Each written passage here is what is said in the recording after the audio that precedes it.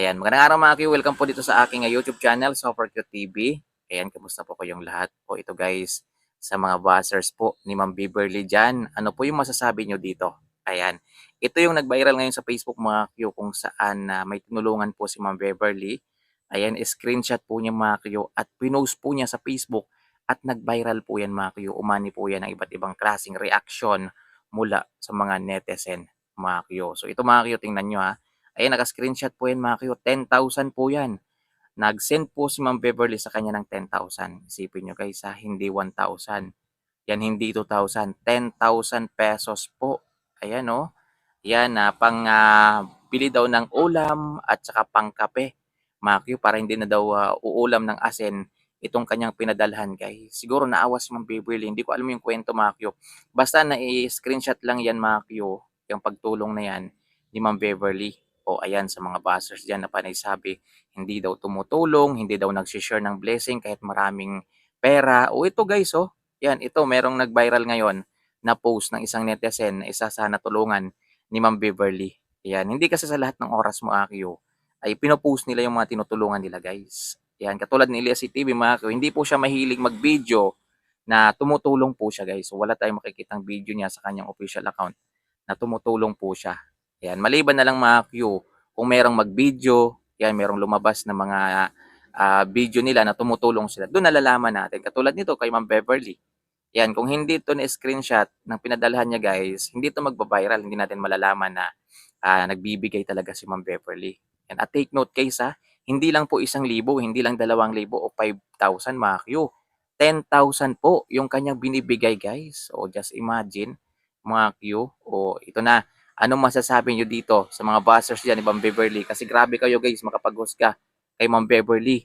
Yan, kung ano-ano na lang yung sinasabi ninyo kay Ma'am Beverly.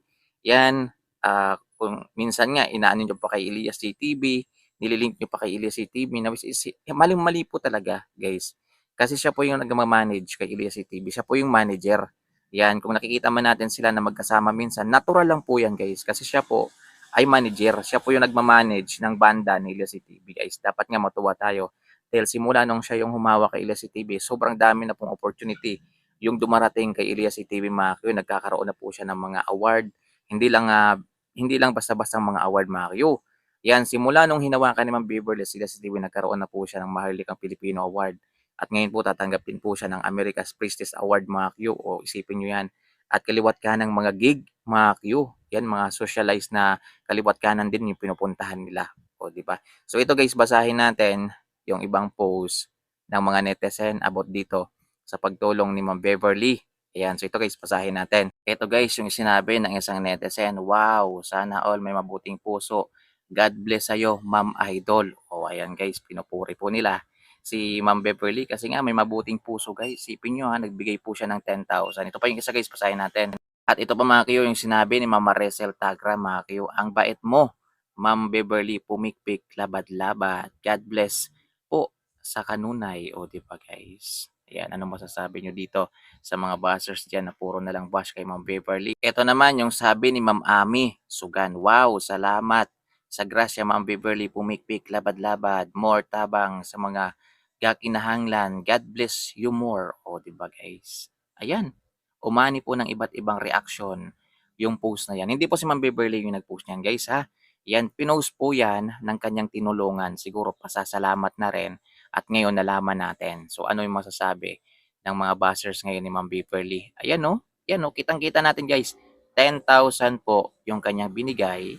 Yan, tulong po dito po sa kanyang followers, sa kanyang tagahanga na nangangailangan. Ito pa guys, basahin pa natin, magbasa pa tayo ng ibang comment. At ito pa yung isang comment doon mga kayo sa post na yon, medyo mahirap basahin guys ha. Yan, so try nating basahin. Ang sabi po niya, asaramanto, nag-bash o nag-issue kang Ma'am Beverly. Kung makajudge mo kang Ma'am Beverly, akala nyo, kilala nyo pagkatao po niya.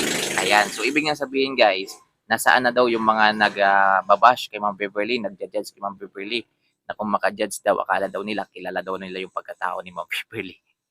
So, nasaan na kayo guys? Comment nga kayo sa comment section.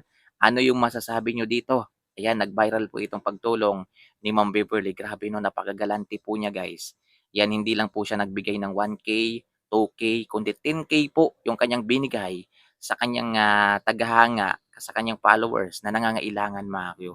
I'm sure mga Q malaking pangangailangan ng followers kasi ang sabi niya nga para hindi na daw umulam ng asin, 'di ba? At may pangbili ng asukal at kape. So ibig sabihin guys, mahirap talaga 'tong tinulungan ni Ma'am Beverly, binigyan niya ng 10,000.